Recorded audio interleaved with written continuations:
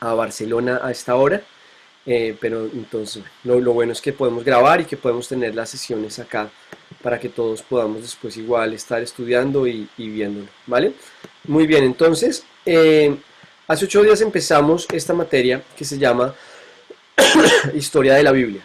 Y empezamos a hablar sobre cómo la Biblia llegó a nosotros, porque creemos que la Biblia es el fundamento a través del cual Dios nos ha hablado y a través del cual Dios nos ha sustentado su palabra. ¿Qué argumentos podemos tener más allá de simplemente el decir es que yo creo que la Biblia es la palabra de Dios? ¿Qué argumentos históricos y qué argumentos arqueológicos podríamos llegar a dar para sostener el fundamento que nos lleva a darnos cuenta que la Biblia es un libro que como él no hay otro igual, que es un libro que se diferencia claramente de todos los demás y que tiene, perdón, hasta mañana, hijo. Esperen, le doy besitos acá de hasta mañana. Hasta mañana, hija. Hasta mañana, hija.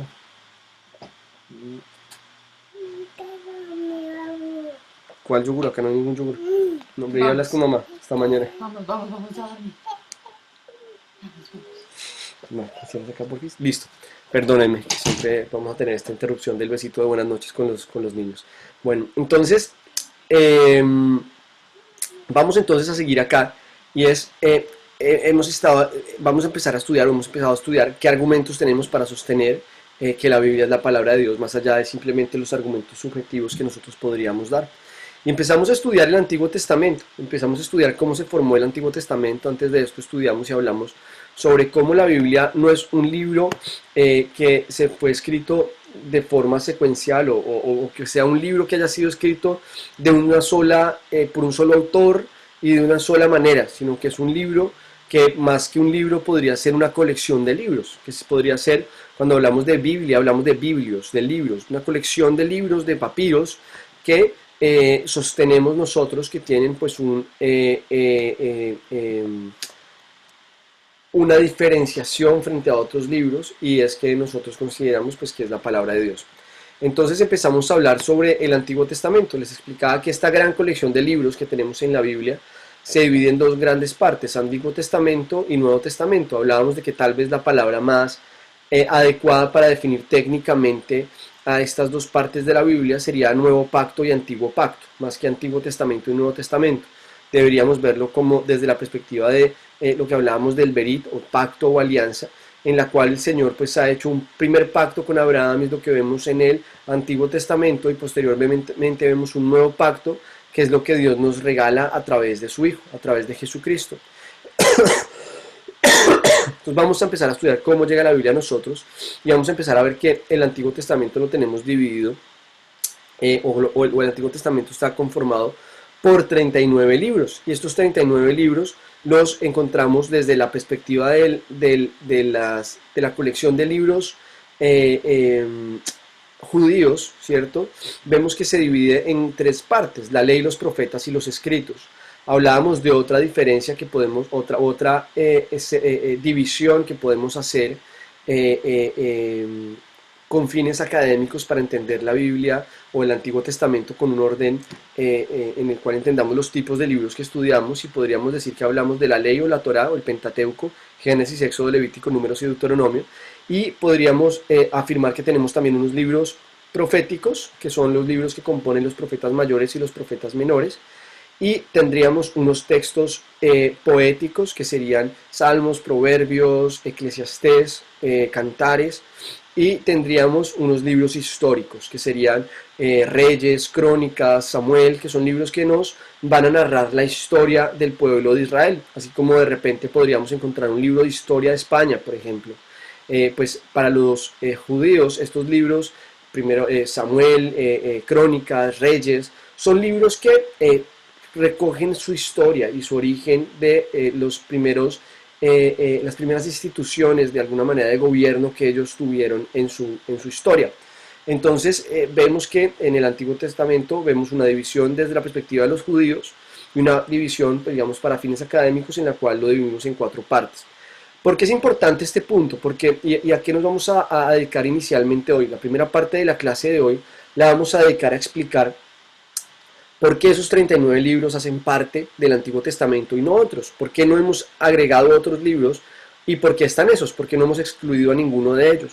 Entonces, lo primero, hablábamos de que nos basamos en el Tanaj, los textos sagrados para los judíos reconocidos por el Talmud y la Mishnah, a través de los cuales ellos pues recogen estos 39 libros dentro de lo que es la Torá, el Nevim y el Ketuvim, que en castellano serían la ley, los profetas y los escritos. Hablábamos de la ley, entonces hablábamos de la Torá, Génesis, Éxodo, Levítico, Números y Deuteronomio. De los profetas hablábamos de los profetas o Nevim, hablábamos de Josué, Samuel, Reyes, Jeremías, Ezequiel, Isaías y los 12 profetas menores, que para ellos pueden ser considerados libros proféticos o textos en los cuales se encuentra profecía. Y después vemos los textos agiógrafos, que son textos que hablan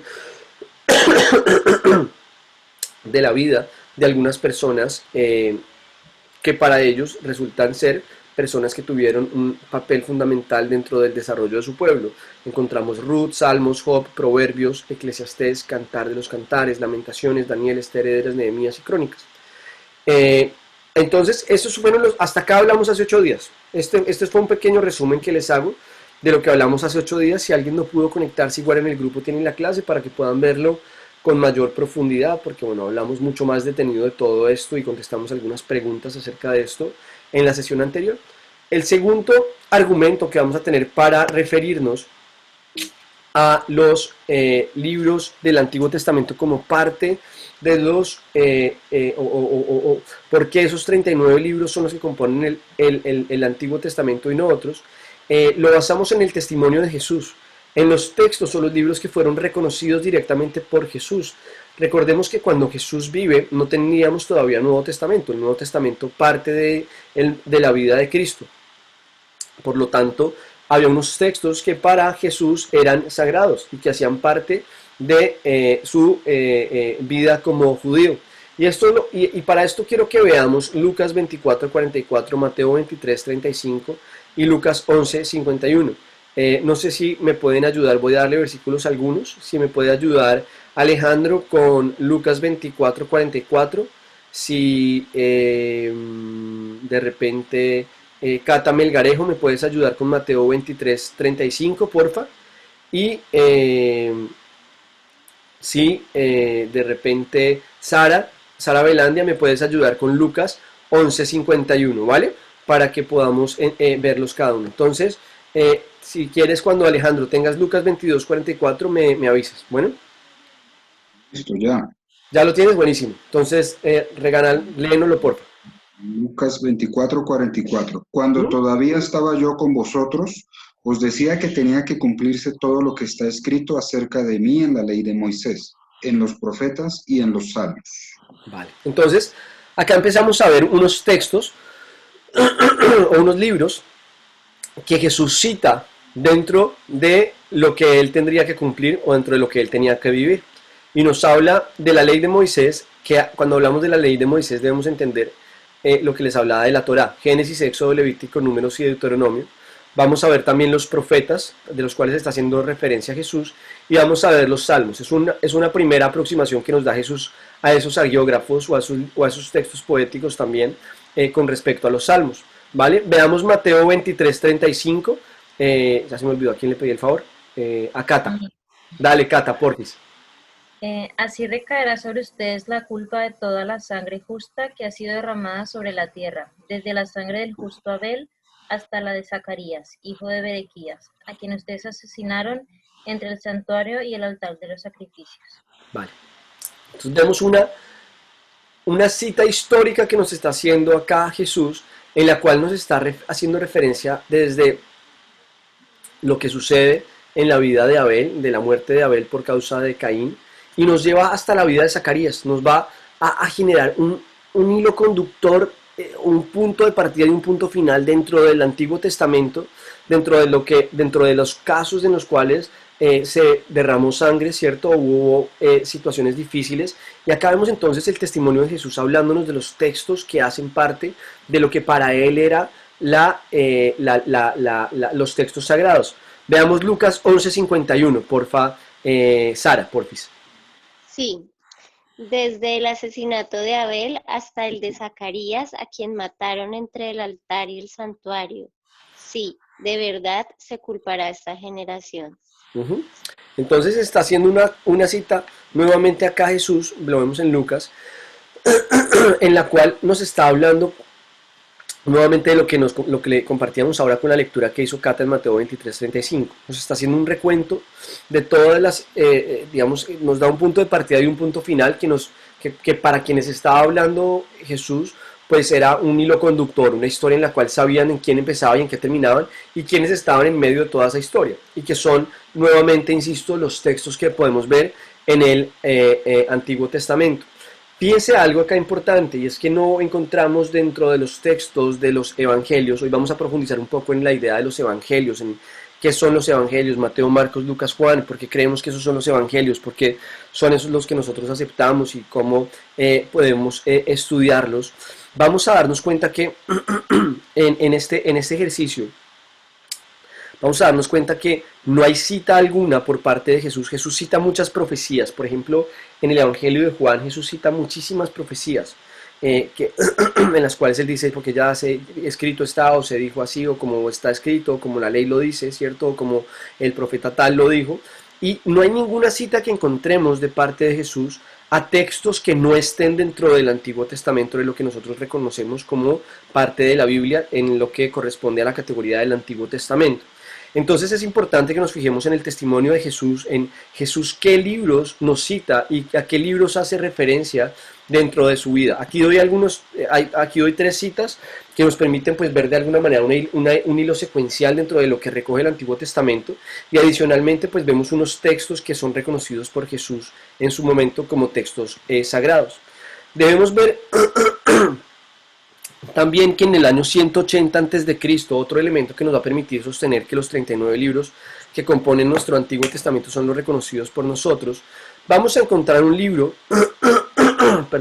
que fue escrito por una persona que se llamaba Jesús ben Sirá, ¿vale? No es que fuera Jesús nuestro Salvador o el Hijo de Dios, sino era un tío que se llamaba Jesús, ¿vale? Otro que se llamaba Jesús ben Sirá, escribe un libro que se llama el Eclesiástico o la Sabiduría de Jesús ben Sirá.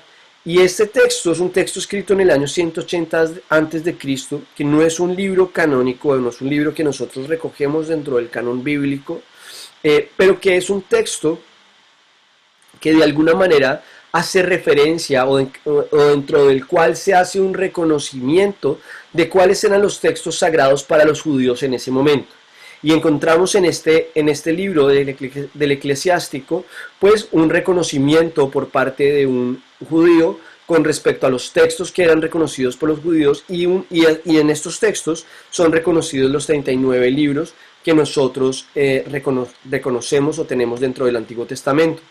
Vemos también el testimonio de Filón de Alejandría, que fue escrito entre el año 20 a.C. y 50 después de Cristo, y escribe un libro que se llama De Vita Contemplativa, dentro del cual Filón de Alejandría nos va también a hacer una cita de cuáles eran los textos que para los judíos eran en ese tiempo y en ese momento reconocidos como textos sagrados, ¿vale? Vamos a ver también el testimonio de Josefo y Jerónimo. Josefo y Jerónimo escriben, o tal vez hacen la primera traducción que vamos a encontrar de la Biblia del griego hebreo, del hebreo y el arameo, y en la parte del Antiguo Testamento vamos a encontrar, y en la parte del Nuevo Testamento del griego y el arameo, vamos a encontrar esta primera traducción que se hace al latín, que fue hecha por Josefo, realizada por Josefo y Jerónimo, o el testimonio que ellos dan, y que se recoge en lo que conocemos como la Vulgata Latina. La Vulgata Latina es el primer texto que se hace de traducción del hebreo, arameo o griego al latín, ¿vale? Y dentro de ese primer texto pues encontramos nuevamente que se recogen esos 39 libros que hacen parte del Antiguo Testamento. Y ahí empezamos a ver pues una línea de argumentos que nos permite sostener que son esos libros y no otros. ¿Por qué lo explico? Porque vamos a llegar a un punto acá que es el canon. ¿Qué es el canon y cómo se establece el canon? Para eso tengo acá algo que quiero que veamos, una regla, ¿vale? Una regla que nos permite medir. Hace 8 días les hablé un poco del canon y les hablé de cómo era una medida, un palo que nos permitía medir, ¿cierto? Cuál era la justa medida. Y desde esa perspectiva, pues, tenemos una regla que nos permite establecer, unas reglas que nos permiten establecer qué es lo que cabe dentro de esta medida que nosotros consideramos el canon y dentro de lo que nosotros consideramos textos sagrados. Entonces, todos estos puntos que les he dado han sido para poder establecer cuáles han sido esos textos que han sido mayoritariamente reconocidos dentro de los judíos, cuáles son esos textos que han sido reconocidos por Jesús y que lo podemos ver en los evangelios, y cuáles son esos textos de los cuales vemos dentro de los textos históricos que fueran reconocidos o que hicieran parte de la tradición de lo que los judíos utilizaban dentro de sus ceremonias o dentro de sus tradiciones en su vida religiosa, ¿vale? Entonces vamos a ver que para el canon y para determinar qué libros del Antiguo Testamento harían parte de la Biblia, ya con argumentos más allá solamente, no solamente los que les he dado, sino argumentos de estudio profundos, vemos 5 principios que nos van a permitir establecer cuáles son los elementos que determinan que un texto previo al Nuevo Testamento hiciera parte del canon bíblico. Lo primero es que fuera un texto autoritativo, es decir, que dentro de ese texto se utilicen expresiones como así dice el Señor, que tengan autoridad y que se recoja por parte de su autor, esto lo dice Dios directamente. Les pongo un ejemplo muy sencillo, y es que de repente supongamos que pasara lo que sea, yo no sé, estalla un volcán y todos nosotros en Barcelona quedamos petrificados por la explosión de ese volcán, y 200 años después de repente hacen un hallazgo arqueológico y encuentran en las ruinas de Barcelona, encuentran el local de nuestra iglesia, y en ese local de nuestra iglesia encuentran unos textos, y esos textos los abren y empiezan a leerlos, y resulta que son los apuntes de mis prédicas, los apuntes con base en los cuales yo hago mis prédicas. Miren, acá tengo justo aquí al lado mío uno de esos libros. Este es un libro que utilizo para elaborar mis prédicas, y alguien lo encuentra, ¿cierto? Y de repente alguien lo encuentra por allá 200 años después y dice, uy, ¿será que este texto es un texto sagrado? Y entonces empieza a leerlo, y acá, por ejemplo, tengo una prédica que habla sobre la humildad, y hace una cita a Proverbios 22:4, habla de praotes, y dice que es la humildad, la palabra praotes, que significa la palabra humildad. El primer punto es sobre el orgullo y la autoestima, el segundo punto nos habla del orgulloso se cree más que los demás, después vemos, aquí viene una serie de puntos sobre la falsa humildad, que no es cobardía, que no es fingimiento, que no es andar fingiendo, que es el contentamiento, que es el servicio, que es la tolerancia. Y entonces alguien lo encuentra, e imagínense que alguien lo encuentre y diga, ¡ah! Esto es un libro que le hacía falta a la Biblia, hay que incluírselo. ¿Este libro debería ser parte de la Biblia? No. Este libro no es un libro a través del cual Dios haya hablado a su pueblo en general, sino que es un libro a través del cual yo he estudiado la Biblia. Entonces, por eso insisto nuevamente en que vamos a encontrar, y los historiadores muchas veces, algunos de manera poco profesional y poco técnica, y con el ánimo pues de vender, porque lo que vende es decir, encontramos un nuevo libro de la Biblia que no había sido descubierto, y entonces arrancan a hablar del Evangelio de María Magdalena, o empiezan a hablar de los textos apócrifos, o de textos que fueron encontrados después, ¿cierto? ¿Y esos textos hacen parte de la Biblia? No. ¿Por qué? Porque es que no son libros, no han sido textos en los que Dios haya hablado realmente, sino tal vez textos en los cuales haya alguien estudiado la Biblia y con base en ello haya escrito algo. Acá tengo otro, por ejemplo, que habla de qué significa Yahvé Olam, y entonces explico qué es Yahvé Olam, hice una prédica sobre qué significaba Yahvé Olam, y voy punto a punto explicando cada una de esas cosas. ¿Qué significa Yahvé Jireh? Y entonces cualquiera puede cogerte este texto 200 años después y decir que hace parte de la Biblia. No, simplemente son mis apuntes. Entonces el primer punto es que sea un texto autoritativo y que fuera de reconocimiento general por el pueblo judío.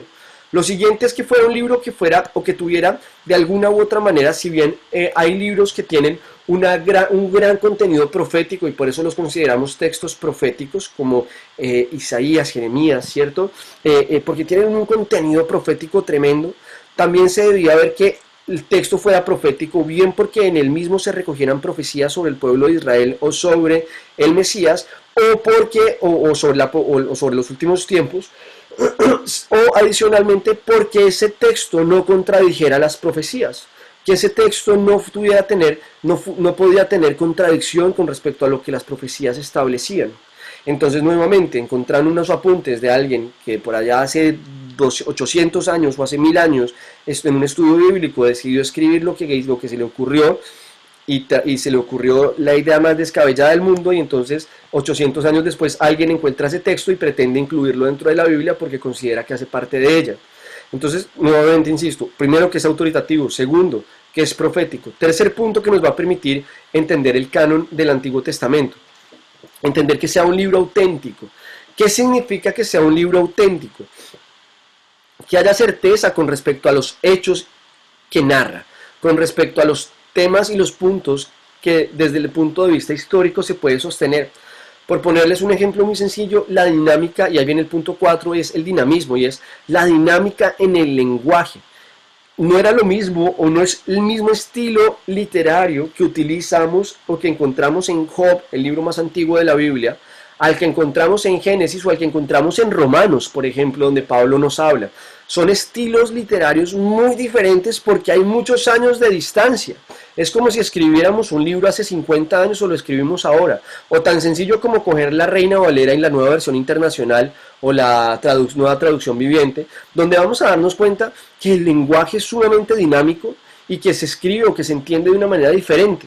Entonces, esos textos, la autenticidad de los textos nos llevan a entender de que sí, este texto habla de hace, no lo sé, 5.000 años, ¿cómo se hablaba hace 5.000 años? ¿A qué costumbres, a qué tradiciones hace referencia? Y nos permite sostener que realmente fue un texto escrito en esos tiempos y no que ha sido un texto que ha sido escrito con posterioridad con la intención de hacer parecer que fue de sus tiempos.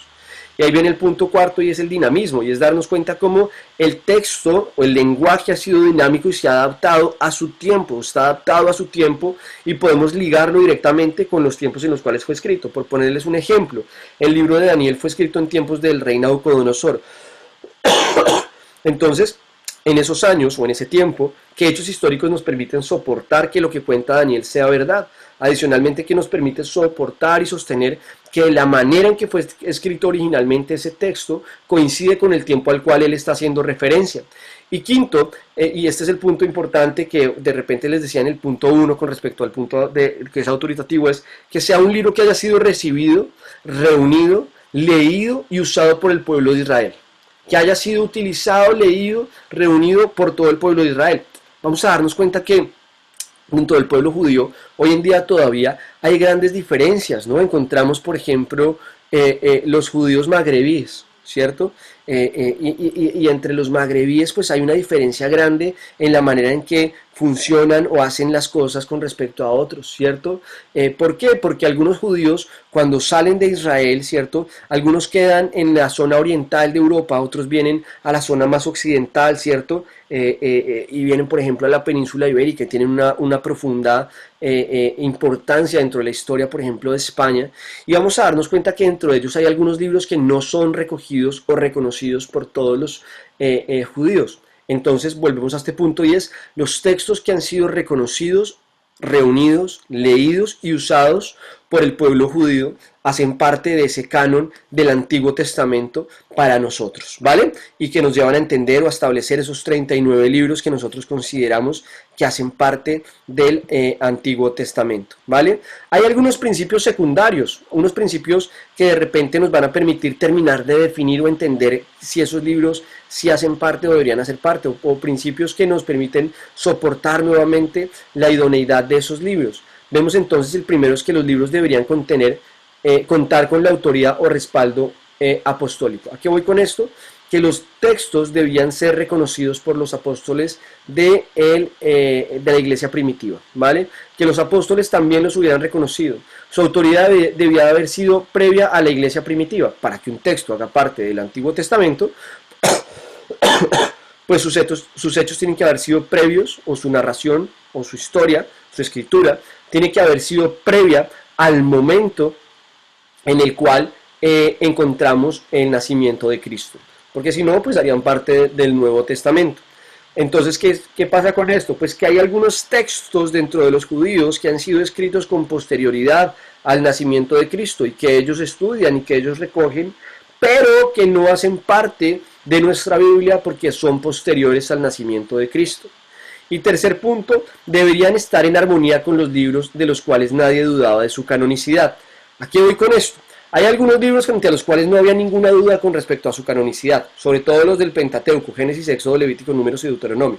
Nadie dudaba de su canonicidad y nadie dudaba de que esos libros debían hacer parte como tal de lo que el Señor quería o tenía para nosotros. Pero había otros libros que de repente pues podía tener ciertas dudas. La manera de responderlo es, bueno, pues que esos textos o esos libros no contradigan a los libros que han sido escritos o que todos hemos reconocido como textos que hacen parte del canon con total seguridad y certeza, ¿vale? No sé, bueno, tenemos otro punto acá, otros más, y es la composición del libro tenía que haber sido en hebreo o en arameo. Salvo algunos textos que encontramos, como por ejemplo en Daniel, que hay algunos pequeños apartes en los cuales vemos textos escritos en siriaco, toda la estructura y la composición del Antiguo Testamento la vamos a encontrar en hebreo, ¿vale?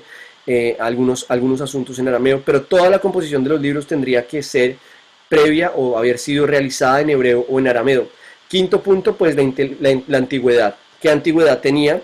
Que la antigüedad coincidiera, como les decía hace un momento, con el tiempo y los años en los cuales fue escrito el libro. Y sexto, la calidad literaria, que el texto tuviera una calidad literaria que fuera pues de alguna manera digna de ser reconocida como un texto inspirado por Dios. Pues Dios no hace chapuzas, ¿no? Y lo que vemos aquí nuevamente es que la Biblia, aún para quienes son ateos, es un libro con una riqueza literaria profundísima, con una hermosura literaria, es una obra de arte desde la perspectiva literaria. Y vamos a ver eso nuevamente o a ser parte también pues dentro de los argumentos que nos vayan a ayudar a establecer el canon del Antiguo Testamento. No sé si hasta acá tienen dudas, preguntas, inquietudes, comentarios, porque bueno, creo que he tocado varios temas acá. No sé si alguien tiene preguntas. Por favor, Orlando. En el libro de Judas, en el versículo 14, habla del libro de Enoc. Ajá. Y existe el libro de Enoc. Ajá. Habla acerca de los gigantes y de cuando los hijos de Dios se mezclaron con las hijas de los hombres. Porque este libro pues no está dentro de la Biblia, pero es un libro muy interesante que como creyentes debemos estudiar, porque hay mucha historia. En el libro de Génesis vemos que dice que los hijos de Dios se mezclaron con las hijas de los hombres. Y es interesante que en el libro de Enoc hay mucha enseñanza referente a ello. Y la iglesia primitiva realmente estudiaban el libro de Enoc, y aún hoy en día las iglesias, si no recuerdo, creo que son las iglesias anglicanas, todavía estudian el libro de Enoc. Claro, yo creo que ahí hay algo, gracias Orlando, ahí hay algo importante, y es que acá leo Judas 1, bueno, Judas 14, tiene solo un capítulo Judas. Para los que de repente están empezando en el proceso de lectura y estudio de la palabra,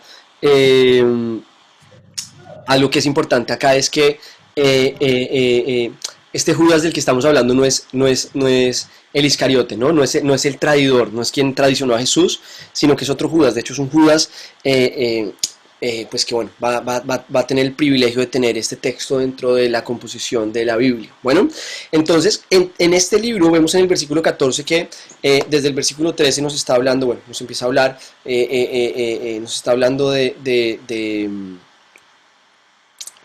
pecado, bueno, del tema de la condenación, de bueno, cómo funciona todo esto. Y en el versículo 14 nos hace una referencia, dice: también Enoc, el séptimo patriarca a partir de Adán, profetizó acerca de ellos. Miren, el Señor viene con millares y millares de sus ángeles, ¿vale? Entonces vemos una cita y una referencia que hace Judas a Enoc, pero el que Enoc haga una cita, perdón, el que Judas haga una cita, nos haga una cita a este texto, pues no necesariamente nos va a llevar a establecer que haga parte de un texto que nosotros reconocemos como canon bíblico, dentro del cual establecemos el canon bíblico. ¿Cuál es el punto con respecto al texto o al libro de Enoc? Por supuesto que hay que estudiarlos, y por supuesto que debemos estudiar todos los textos que encontramos alrededor de la Biblia, ¿cierto? Vamos a encontrar muchísimos textos que vale la pena estudiar. De hecho, dentro de lo que vemos como los deuterocanónicos, vamos a ver libros pues que vale la pena estudiar, porque dentro de eso vamos a poder sacar aprendizajes o entender temas también históricos de lo que encontramos ahí. Pero es importante que entendamos o que veamos que dentro de la perspectiva de este canon, que encontramos en los 39 libros del Antiguo Testamento, sostenemos pues todos los argumentos que yo les estoy dando, que les estoy explicando hace un momento, y adicionalmente pues que ha habido profundos estudios con base en los cuales se ha llegado a establecer este canon. Adicionalmente, pues lo que les digo, ¿no? Lo que dice Orlando es importante y es valioso que entendamos que hay textos adicionales a la Biblia que debemos estudiar para entender como textos de apoyo o estudio bíblico, más no darles como tal, no podemos darles como tal el valor de palabra de Dios como se lo damos o como se lo incluimos, digamos, a estos otros textos o a los 39 libros que componen nuestro Antiguo Testamento, ¿vale?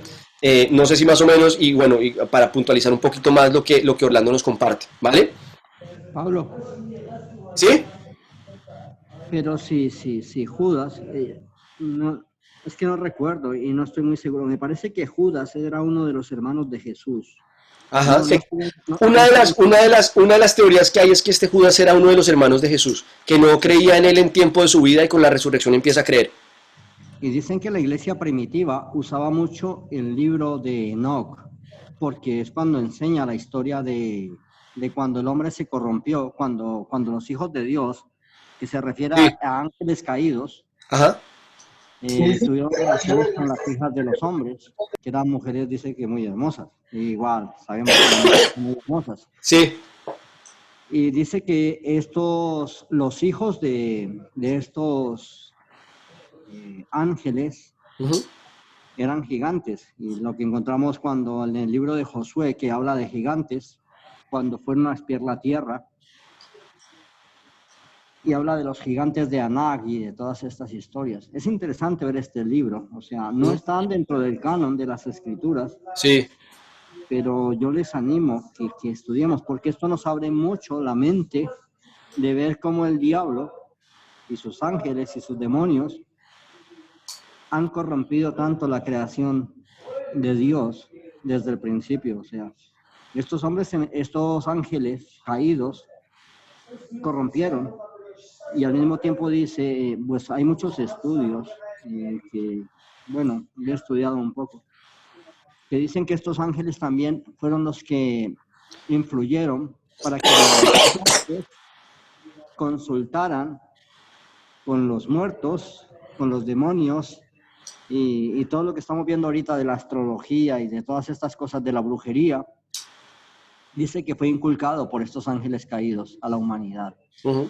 Entonces, Sí, claro. yo los animo, es una bendición que podamos estudiar esto, Sí, sí. porque esto nos abre mucho la mente a entender más la Biblia y ver cómo Dios nos cuida y también cómo el diablo quiere distraer nuestra mente y apartarnos del conocimiento de Dios. Claro, y lo que es valioso ahí es nuevamente algo, y es, tenemos que tener la posibilidad de estudiarlo, ¿cierto? Yo siempre hago una sugerencia muy sencilla, y es, antes de yo leer los libros que están fuera de la Biblia, debo leer la Biblia, ¿no? Una vez he tenido la capacidad de leer y entender la Biblia, bueno, puedo empezar a estudiar otros libros. Alguna vez un amigo se acercó a un pastor que estaba conmigo y nos empezó a decir que nos recomendaba un libro, que nos leyéramos un libro que hablaba sobre no sé qué cosas, que y que decía que el libro decía que la Biblia una cosa y que la Biblia la otra. Y entonces un poco la pregunta que le hicimos fue, ¿y tú ya has leído la Biblia? Y nos dijo, no. Entonces le digo, bueno, pues primero léete la Biblia, y después de que hayas leído la Biblia, léete los libros que hablan de la Biblia, para no leer lo que alguien opina frente a esto.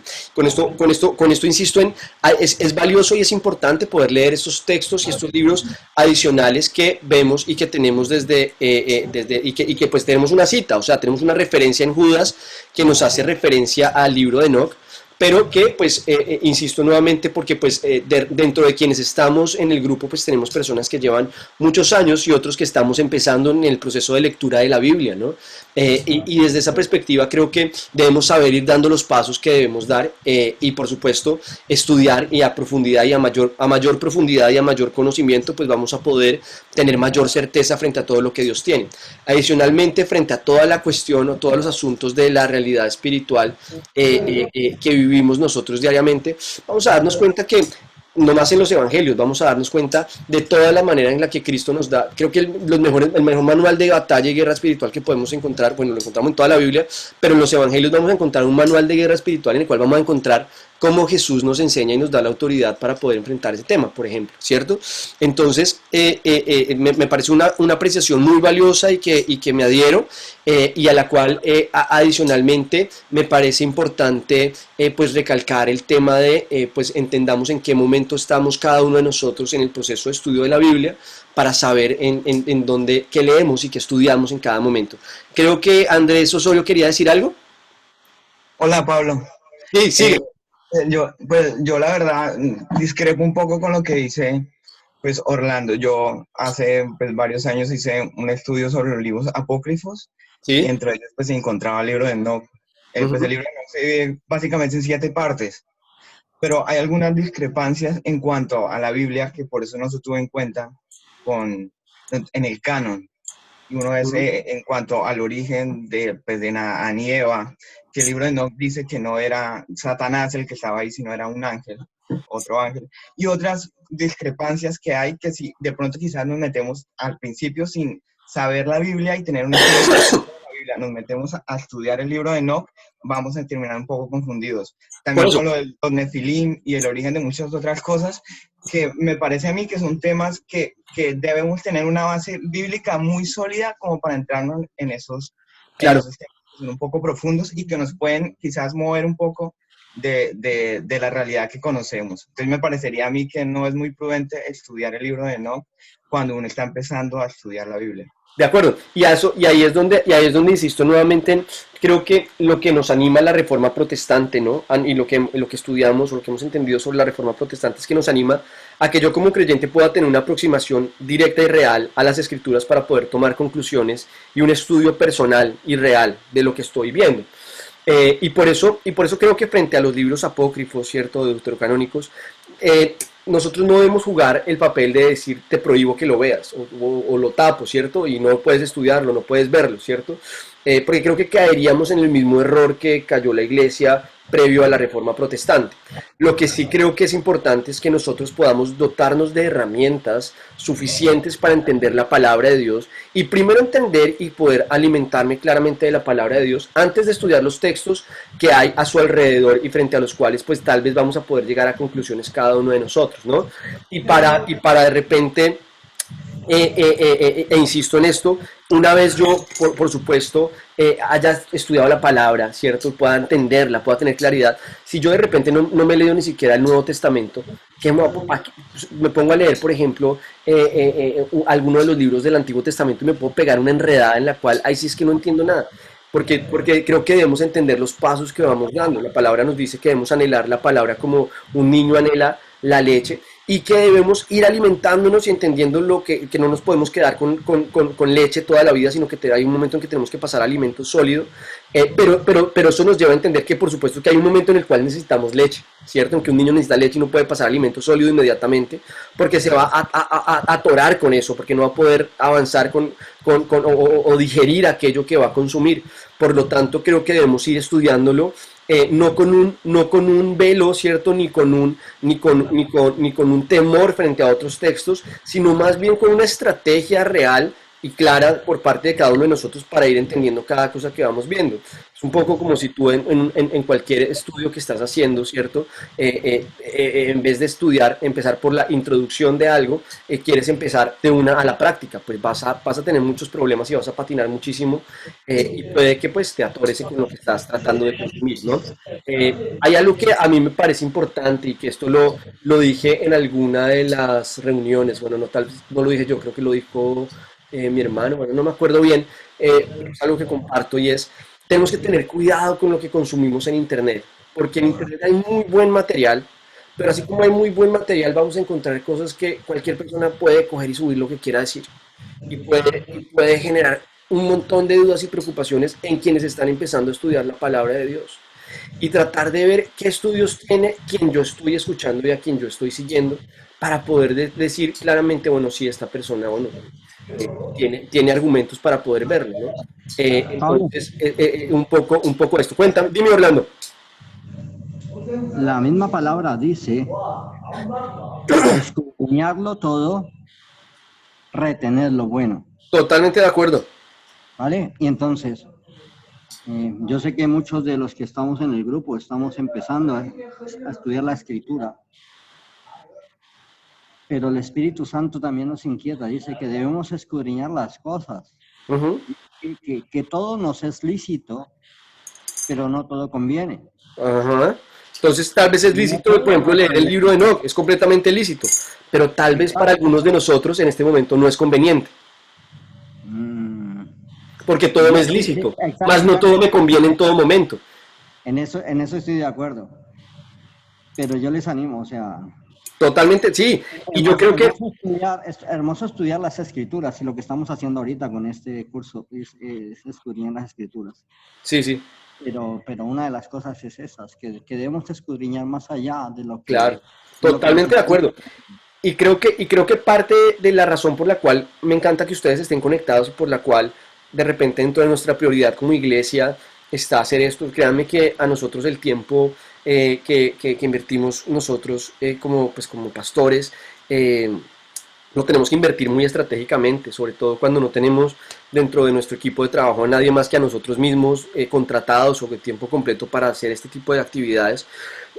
Yo les cuento un poco, mi agenda es martes tengo Bibli, miércoles tengo preguntas del pastor o prédica o lo que sea, jueves tengo Bibli, viernes tengo reunión ministerial, sábado tengo reunión ministerial, domingo tengo culto y el lunes descanso. Por lo tanto, tengo que ser muy estratégico en los tiempos en los cuales en que los invierto.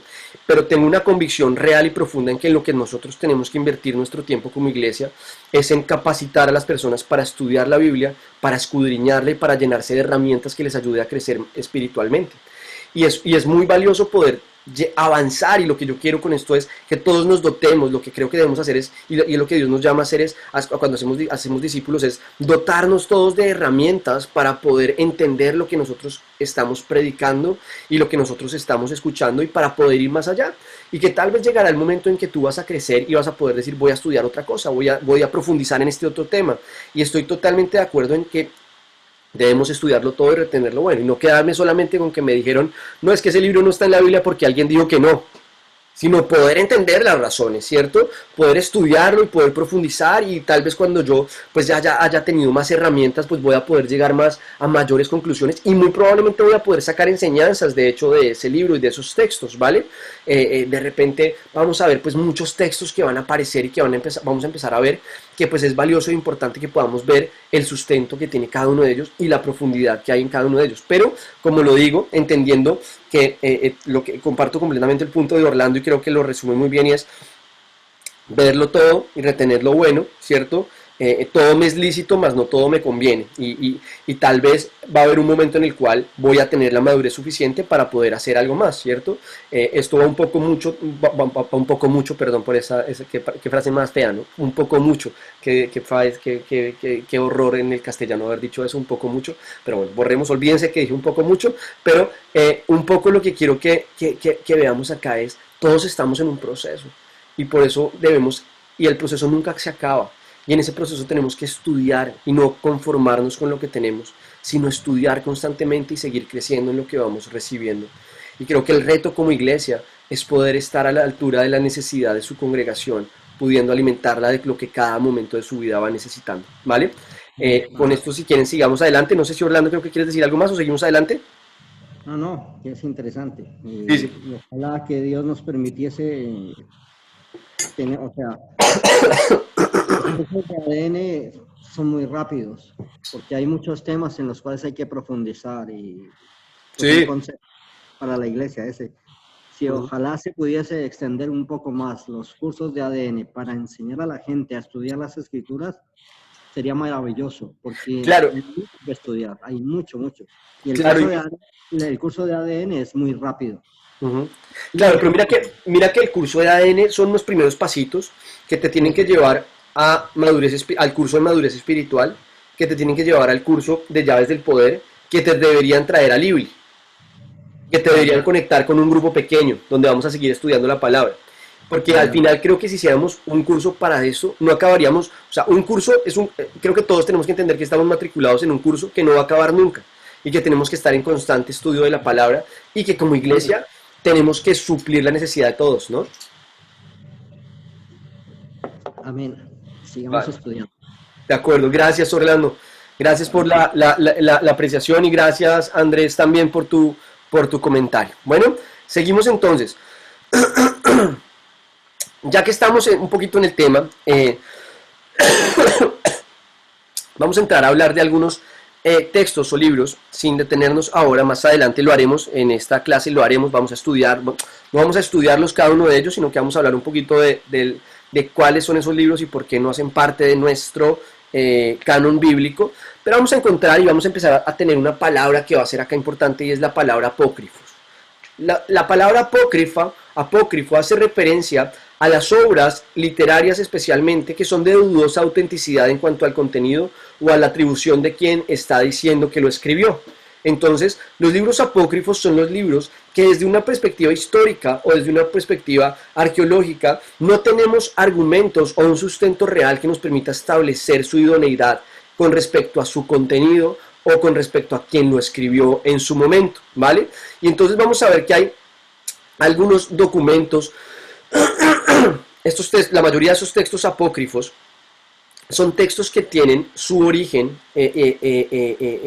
o que tienen un origen simplemente en griego, en latino, en siriaco, pero que no tienen un sustento de alguna manera en el hebreo o en el arameo, o no nos permiten llegar a una conclusión de cómo estos textos pudiesen hacer parte o tener una autenticidad real con respecto a esto. Vamos a profundizar un poquito más adelante en esto, pero básicamente vamos a encontrar dentro de estos textos apócrifos la sabiduría de Salomón, el texto de Baruch, la epístola de Jeremías, que es un texto adicional a lo que nosotros tenemos como el libro de Jeremías, Macabeos, el texto de los Macabeos. Vamos a ver también algo con respecto o vamos a ver otros textos que consideramos la pseudoepígrafa, y la pseudoepígrafa hace referencia a esos textos que no están dentro de nuestro canon bíblico, frente a los cuales hay algunas contradicciones o encontramos algunos puntos que no concuerdan en su totalidad con los textos que tienen mayor relevancia canónica, lo que les hablaba hace un momento. Cualquier texto que contraríe Génesis, Éxodo, Levítico, Números o Deuteronomio desde una perspectiva con respecto o en el tiempo del Antiguo Testamento previo a Jesucristo, pues son textos que no van a tener una correspondencia con lo que el texto bíblico nos habla. Y esto es lo que sucede, bueno, con el libro de Enoc, con el libro de los Jubileos, con los Salmos de Salomón, que es diferente al Salmo, los Salmos que nosotros tenemos, que son de David, dentro de los cuales también tenemos textos de Salomón, la Asunción de Moisés y el martirio de Isaías. Vamos a ver adicionalmente que frente a estos textos, adicional a que encontramos ciertas contradicciones dentro de su narración con respecto a la narración que vemos en los textos que tienen mayor canonicidad, vamos a ver que tienen también ciertas falencias históricas, algunos de ellos, que hacen que no hagan parte de esto. Vamos a profundizar en esto más adelante, vamos a profundizar un poquito más adelante en esto, pero quiero que podamos empezar a tenerlo en el radar, ¿vale? Dentro de lo que hablaba hace un momentito Orlando y lo que hablábamos con Andrés, ¿vale? Y que podamos tenerlos en el radar, saber que existen y que vamos a poder entender un poquito más adelante por qué estos textos o qué contradicciones podemos encontrar en estos textos con respecto a los demás libros del Antiguo Testamento, ¿vale? Entonces, ahora, cerrando nuestro Antiguo Testamento, algunos de estos textos son reconocidos por los católicos, otros no son reconocidos por los católicos ni por nosotros, ¿vale?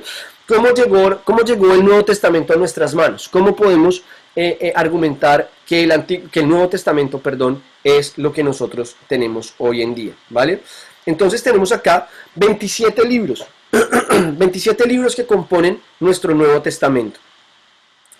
De estos libros, perdónenme, antes de pasar a la siguiente diapositiva, espérenme un segundito, voy por un poquitito de agua, perdónenme un segundo, pero es que estoy terminando de salir de esta bronquitis, y bueno, un segundito, porfis, qué pena.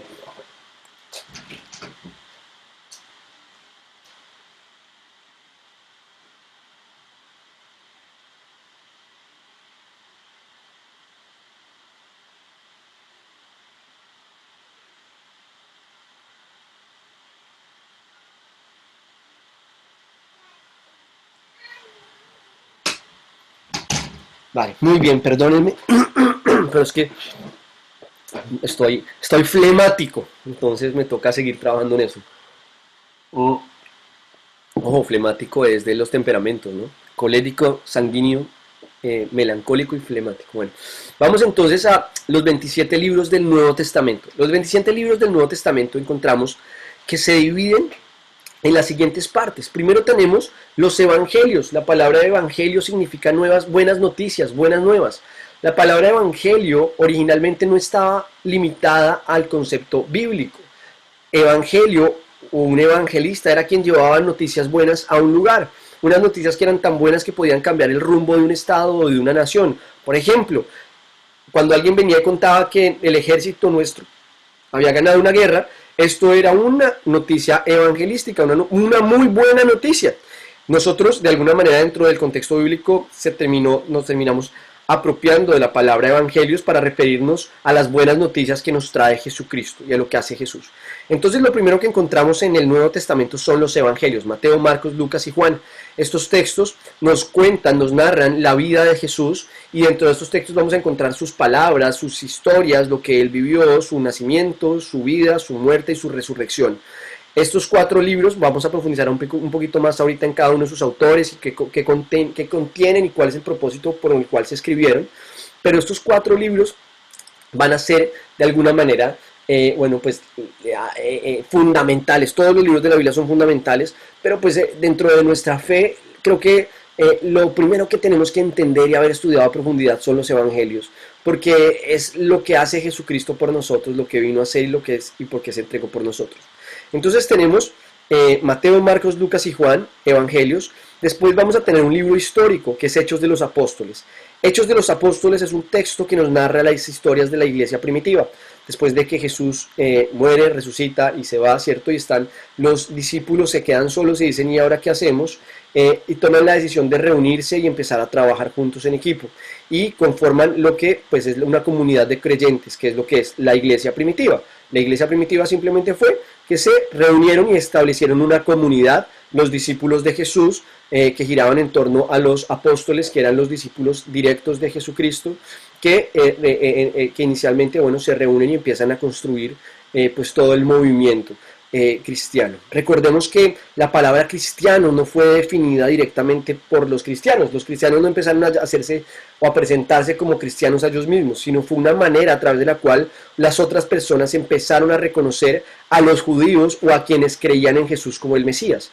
Porque recordemos que la iglesia primitiva o los primeros discípulos de Jesús eran mayoritariamente judíos. Por lo tanto, la manera de diferenciar a los judíos que eran seguidores de Cristo era refiriéndose a ellos como cristianos. Y ahí empezamos a encontrar esta historia de la iglesia primitiva o esta primera comunidad que va a girar, va a tener un punto de quiebre importantísimo en el momento de la conversión del apóstol Pablo. Pablo va a tener nos va a contar la historia de un hombre que se llamaba Saulo, que perseguía a los cristianos, que básicamente andaba conformando grupos para matar cristianos y para perseguirlos, y que tiene un encuentro con Jesús, en el cual Jesús lo llama, le pregunta por qué, le dice, Saulo, ¿por qué me persigues?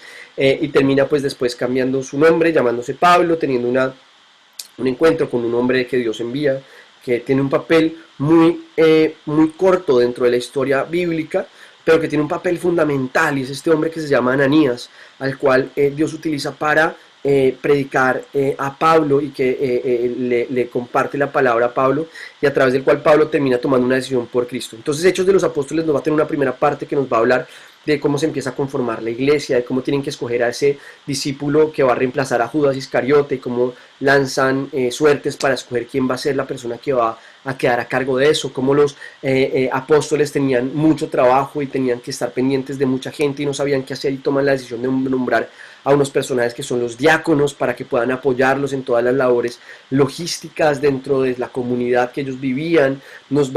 Y de repente va a llegar después entonces Pablo, y vamos a empezar a ver algunas diferencias entre lo que decía Pablo, lo que decía Pedro, y empezamos a ver parte de los viajes de Pablo, parte de la historia de lo que vive el apóstol Pablo, y eso es lo que vamos a encontrar en este texto o en este libro que llamamos Hechos de los Apóstoles, que es un libro que deberíamos considerarlo con un profundo carácter histórico. Su principal carácter es de historia, contarnos una historia, la historia de la iglesia primitiva, de cómo se conformó y cómo empieza. Después de esto vamos a encontrar, unas cartas que escribe Pablo. Empezamos a encontrar perdónenme, Romanos, vamos a ver también Corintios, vamos a ver Gálatas, Efesios, vamos a ver estos textos que son cartas que Pablo escribe a las iglesias que él empezó a fundar y a los lugares a los cuales él iba a ir para llevar el evangelio y para compartir.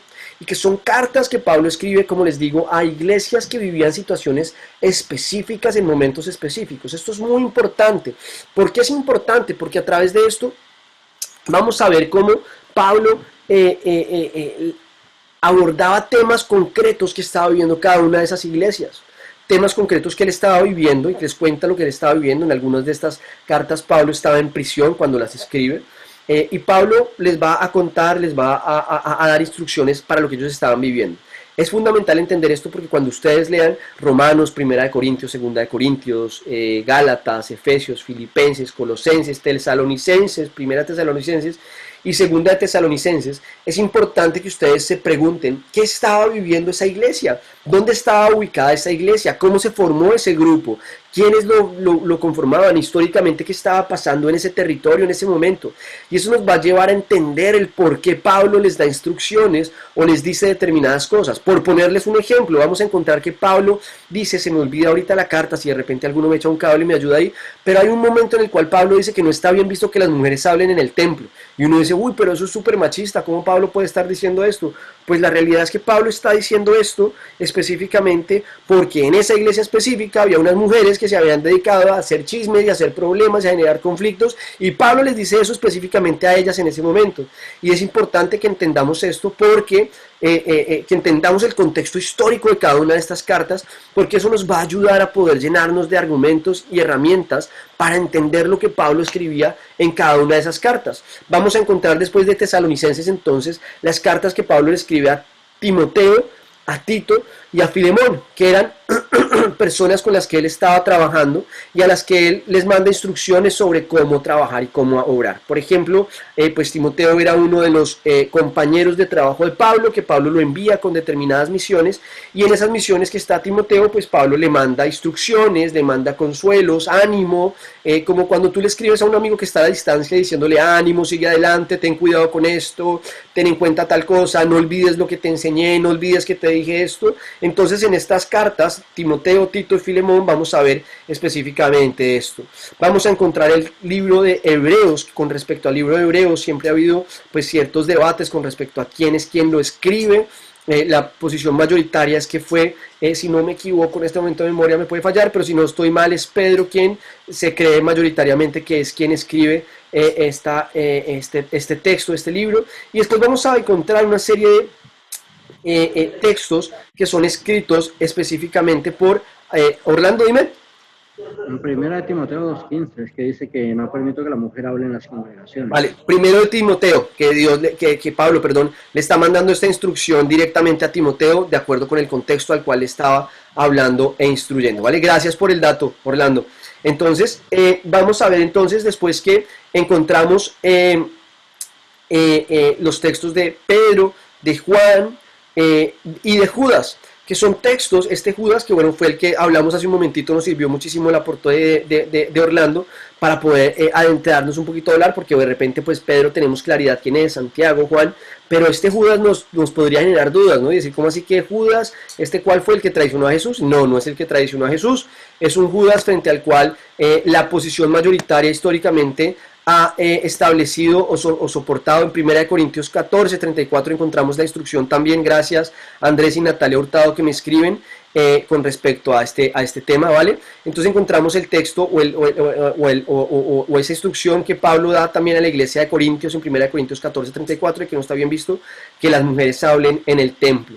Vemos entonces, encontramos Santiago, gracias Sandra. Santiago, vemos también pues un texto escrito directamente por Santiago a la iglesia en general. Vemos el texto de Pedro, el texto de Juan y los textos de Juan, que son primera de Juan, segunda de Juan y tercera de Juan, que son textos escritos más que nada a la iglesia en general y con un propósito de poder llegar a toda la iglesia en su conjunto, ¿vale? Y lo mismo con Judas. Cuando hablamos de Judas, les estaba aclarando, no estamos hablando de quien traicionó a Jesús, sino otro Judas que la posición mayoritaria históricamente considera y que es un hermano de sangre de Jesús. Recordemos que Jesús tuvo hermanos de sangre, que María tuvo más hijos aparte de Jesús, y que Judas pues es uno de esos hermanos. Se cree que este Judas no creyó en el ministerio de Jesús cuando Jesús estuvo con vida, y cree con él después a partir de la resurrección, empieza a creer en Jesús y empieza a ser parte importante dentro de todo la iglesia pues primitiva.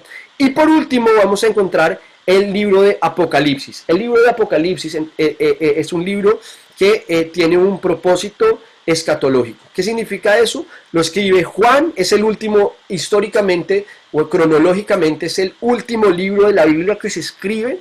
Es el libro más reciente, por decirlo de alguna manera, de la Biblia. Es escrito por Juan en su adultez, cuando ya es un adulto mayor. Lo escribe Juan, el discípulo amado de Jesús, en el cual él nos da una instrucción, o nos cuenta una profecía, unas visiones a través de las cuales Dios le da unas instrucciones o le revela cómo serán los últimos tiempos y les da unas promesas. ¿Qué es importante con respecto a Apocalipsis? El texto de Apocalipsis es un texto que muchas veces desafortunadamente lo vemos como con miedo, como con temor, como que ay, qué susto hablar del Apocalipsis o leer el texto de Apocalipsis. No, el libro de Apocalipsis es un libro hermoso, importantísimo, que tenemos que estudiar, que tenemos que entender, que tenemos que profundizar en él, porque Dios nos lo dio y nos lo regaló con la intención de que podamos tener una esperanza. ¿Para qué Dios nos da el Apocalipsis? ¿Para llenarnos de miedo? No, para llenarnos de esperanza, para que sepamos qué es lo que nos espera y podamos tener esperanza en lo que el Señor ha prometido. Vamos a ver en cuarto semestre, y se las dejo en cuarto semestre para que no se me desanimen y no se me salgan del libro. Cuarto semestre, vamos a ver escatología y vamos a estudiar el texto o el libro de Apocalipsis, ¿vale? Vamos a tener una materia específica en la cual vamos a estudiar el libro de Apocalipsis y vamos a profundizar en él. Bueno, en el cuarto semestre llegaremos a ese momento y lo estudiaremos ya, bueno, con herramientas que vamos a ir desarrollando en este tiempo, como, bueno, la siguiente materia que tendremos, que es hermenéutica, en la cual vamos a aprender cómo leer la Biblia. Entonces vemos pues que el Nuevo Testamento, o el Nuevo Pacto, lo encontramos dividido en la siguiente manera. Tenemos los evangelios, Mateo, Marcos, Lucas, Juan. Tenemos un texto histórico, Hechos de los Apóstoles. Después tenemos las cartas de Pablo. Después tenemos los textos, las epístolas escritas por Santiago, por Pedro y por Juan, en las cuales hacen unas instrucciones generales a la iglesia en general. Santiago, Pedro, Juan y Judas. Y por último encontramos el texto escatológico por excelencia, o profético, principalmente el texto con mayor contenido profético dentro del Nuevo Testamento, que es el texto de Apocalipsis, ¿vale? Que fue escrito por Juan. Entonces, estos son nuestros 27 libros, nuestros 27 protagonistas, y lo que nos queda de clase ahora, la vamos a dedicar hoy a empezar a entender cada uno de esos textos y libros, porque hacen parte del Nuevo Testamento. ¿Por qué son esos y no otros? ¿Por qué son los evangelios de Mateo, Marcos, Lucas y Juan los que componen nuestra Biblia y no otros? ¿Vale? Y vamos a empezar a tratar de llenarnos de argumentos para entender el valor acá. Acá vamos a entender, y es que a partir de acá tenemos un rompimiento con los textos sagrados de los judíos. A partir de acá estos textos no son considerados sagrados por los judíos, pues porque son textos que se fundamentan y se basan en el testimonio de Jesucristo y giran en torno a lo que Él hizo por nosotros. Entonces, en este momento vamos de alguna manera, por eso tenemos esta división en Antiguo y Nuevo Testamento en nuestras Biblias, ¿vale? Entonces, asuntos importantes para poder empezar a ver, sobre todo con respecto a los evangelios, que va a ser a lo que nos vamos a ocupar principalmente hoy en lo que nos queda de clase. Y vamos a ver que en los evangelios, Mateo, Marcos, Lucas y Juan fueron escritos por 4 personas diferentes en 4 momentos diferentes. Que de hecho no todos ellos fueron o caminaron con Jesucristo, no todos ellos conocieron personalmente a Jesús, ¿vale? O tuvieron el privilegio de hacer parte de su ministerio mientras Él andaba en medio nuestro. Jesús vivió o compartió directamente pues con Mateo y con Juan, pero Marcos y Lucas no fueron discípulos directos de Jesús. Ahorita vamos a profundizar un poquito en esto.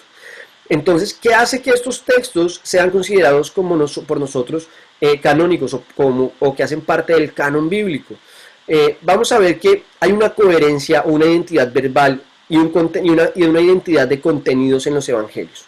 Vamos a ver que los evangelios estos 4 evangelios tienen un contenido que los llevan a tener un hilo conductor y una coherencia lógica entre ellos que nos permiten soportarlos como un solo texto. Es importante que veamos esto, y es que durante mucho tiempo, sobre todo durante los momentos en los cuales se establece el canon, por allá en el 390, es importante que entendamos esto, y es que para la iglesia el Evangelio era la suma de los 4 libros, no eran 4 libros diferentes, sino eran un solo libro, ¿cierto? Un solo libro, o eran vistos como una sola historia que tenía distintos capítulos o distintos puntos. Algo que es importante, ahora que aprovecho y digo la palabra capítulos, los capítulos que encontramos en la Biblia y los títulos sobre todo que encontramos en la Biblia no están o no han sido definidos en los textos originales, ¿vale?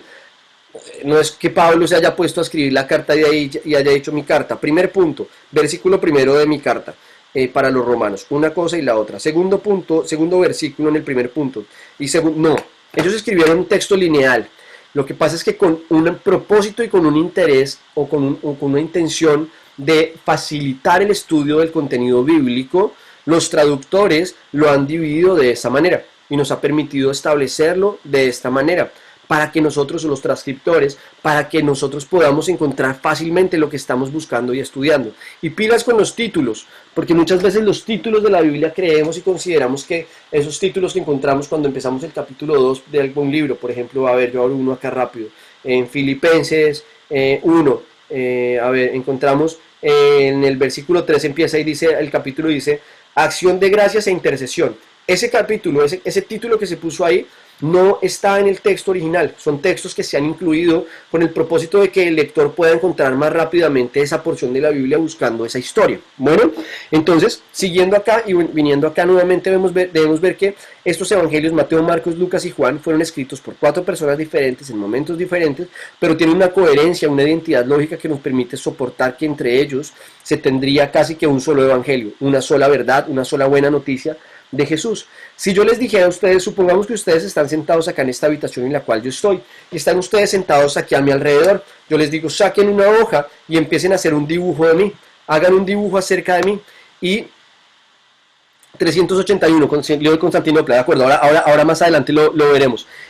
Gracias, Orlando. Y entonces tenemos, se sientan ustedes aquí a mi alrededor, y yo les digo, chicos, saquen una hoja y un lápiz, y hagan un dibujo de mí.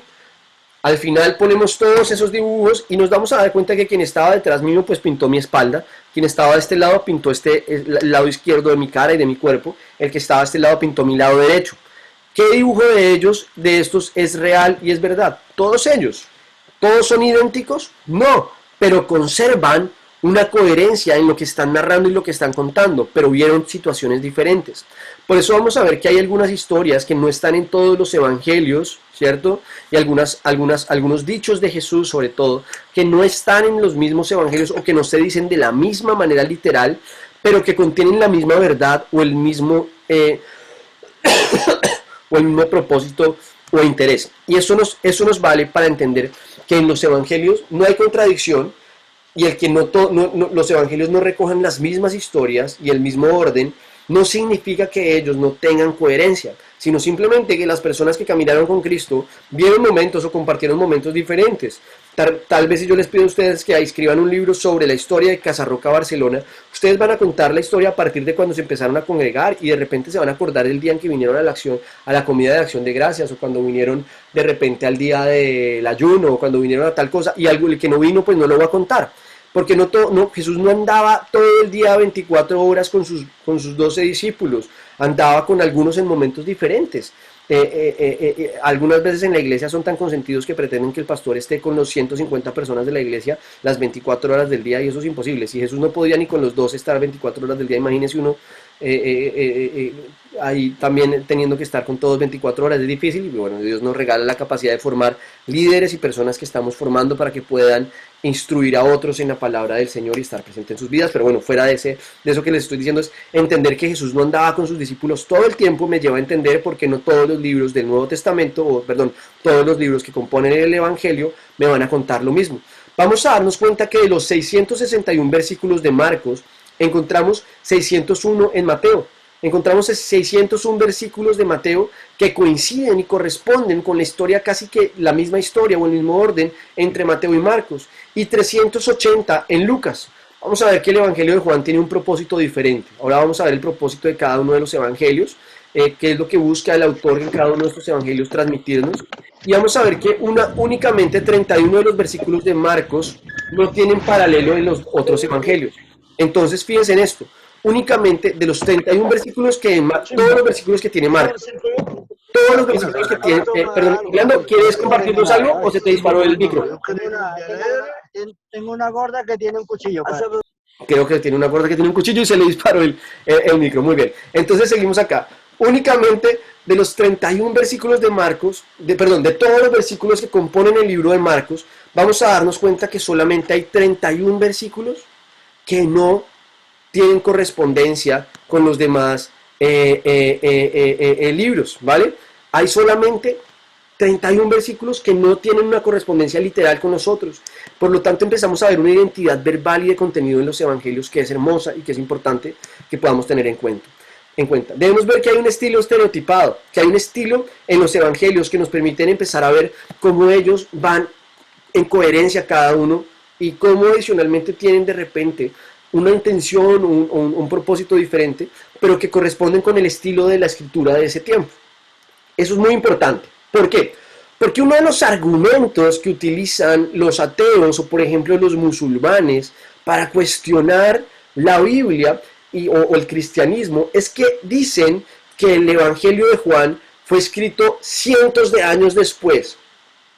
Que el Evangelio de Juan fue escrito cientos de años después con el propósito de tapar de alguna manera los vacíos que podía haber en los primeros 3 evangelios. Y eso es una mentira. Primero, ahorita les voy a dar la razón arqueológica que nos permite establecer que el Evangelio de Juan fue escrito dentro de los primeros 100 años después de la muerte de Cristo. Lo segundo, porque vemos que hay un estilo estereotipado, hay un mismo estilo en la escritura que nos permite soportar y argumentar que fueron textos escritos en un mismo tiempo. Es lo mismo que les decía hace un momento, escribir una carta hace 100 años, la manera en que nuestros abuelos escribían una carta a sus novias, no es la misma manera en que nuestros hijos le van a escribir las cartas a sus novias, o en la que un joven le escribe una carta a su novia. Va a decirle, ¿qué? Hoy en día le va a decir, ¿qué? Hola tía, nos vemos y salimos mañana. Bueno, no sé cómo les quedan los chicos hoy en día a sus novias, pero muy probablemente en la antigüedad le habría escrito a alguien a su novia, estimada María Paula, de este corazón que te anhela y te recuerda, sale hoy un deseo de encontrarse contigo a la hora en que el reloj marque las 5 de la tarde. Muy probablemente ese sería el estilo de nuestros abuelos, escribirle a sus novias, o a su novia, perdón. Hoy en día los jóvenes hablan de una manera completamente diferente. Y es por eso importante que veamos el lenguaje y vemos cómo en los 4 evangelios encontramos un lenguaje estereotipado que nos permite comprender que ha sido escrito por personas que compartieron un mismo tiempo y una misma época. Vamos a ver entonces que las principales diferencias que hay entre Mateo, Marcos y Lucas, las principales puntos que, cuando hablo de diferencias no estoy hablando de contradicciones, ¿vale? Cuando hablo de diferencias es de historias o porciones que no se encuentran en uno o en otro. Vamos a ver que la mayoría de las diferencias que hay entre esos textos corresponden a los dichos de Jesús, a la manera en que hablaba Jesús o que lo dijo Jesús. Si ustedes se fijan, pues obviamente quienes quienes transmiten la información que Jesús compartió o nos dijo en su momento, al final puede decirse con palabras diferentes. Si yo les digo a ustedes, chicos, quiero que ahorita hagan un video contando de qué se trató la clase, todos ustedes lo van a hacer con palabras diferentes. Algunos van a coincidir en algunas palabras que yo he utilizado y algunos no, pero no significa que lo que están contando no sea verdad, simplemente porque al final vamos a ver que hay algunas diferencias en los dichos que utilizan o con la manera en que lo cuentan algunos de ellos, pero vamos a darnos cuenta que la verdad que hay detrás de cada una de esas expresiones de Jesús o de esos dichos de Jesús es la misma, que la verdad es exactamente la misma, que lo que Jesús quiere transmitir es exactamente lo mismo desde la perspectiva de los evangelios, ¿vale? Entonces, no sé si hasta ahí tienen preguntas con respecto a este tema de los evangelios, porque vamos a empezar a estudiar ya o a empezar a entender cada uno de esos evangelios, qué propósito tenía y por quién fue escrito, ¿vale? No sé si alguien tiene preguntas, dudas, comentarios. Vale, muy bien, seguimos entonces. Vamos a ver entonces, vamos a empezar con el Evangelio de Marcos. ¿Por qué el Evangelio de Marcos? Bueno, porque lo puse así en la presentación. Porque el Evangelio de Marcos, en el Evangelio de Marcos vamos a ver algo, y es que vamos a ver un Jesús muy activo. Vamos a ver muchas acciones por parte de Jesús. Si tú quieres ver las acciones, cómo actuaba Jesús, léete el Evangelio de Marcos. Vas a encontrar las historias de Jesús actuando, Jesús en acción, ¿vale? Y vamos a ver que Marcos no fue discípulo de Jesús. Marcos no fue discípulo de Jesús, ¿vale? Cuando hablo de discípulo no es que no amara a Jesús o no hubiera sido cristiano, sino más bien que Marcos no hizo parte del grupo o el núcleo cercano de Jesús, de esos dos que andaban con Jesús. Marcos fue un discípulo de Pedro. Marcos fue fundamental en toda la vida de Pedro. Y se cree que el Evangelio de Marcos, pues lo que hace Marcos en este Evangelio es transmitirnos lo que Pedro le contó a él, que vivió con Jesús. Podríamos decir que de alguna manera el autor intelectual del Evangelio de Marcos es Pedro, pero quien lo escribe y quien decide ponerlo por escrito es Marcos. ¿Por qué deciden escribir los Evangelios? Si ustedes se fijan, lo que pasa es que los discípulos cercanos de Jesús empiezan a darse cuenta y dicen, nos estamos poniendo viejos y la historia puede contarse después por los demás de otra manera diferente. Por lo tanto hay que dejar esto por escrito. Entonces Pedro le ha contado a Marcos las historias de lo que ha vivido Jesús, de lo que vivió con Jesús y de lo que pasó en su vida. Y Marcos toma la decisión de plasmarlo y de transmitirlo para que nosotros podamos tener este evangelio, ¿vale? Vamos a ver con respecto a Mateo. El Evangelio de Mateo, que es escrito, bueno, se cree que es escrito por Mateo. Mateo es el mismo Leví. Cuando ven el llamamiento de Leví en los Evangelios, especialmente en Mateo, se ve ese llamamiento. Vamos a ver que era un hombre que se llamaba Leví, que era un recaudador de impuestos, que es llamado por Jesús y que después es llamado Mateo. Después se cambia su nombre y su apodo, la manera en que lo llaman, y empiezan a llamarlo Mateo. Resulta haber tenido un soporte adicional en los escritos que fueron compilados en Jerusalén.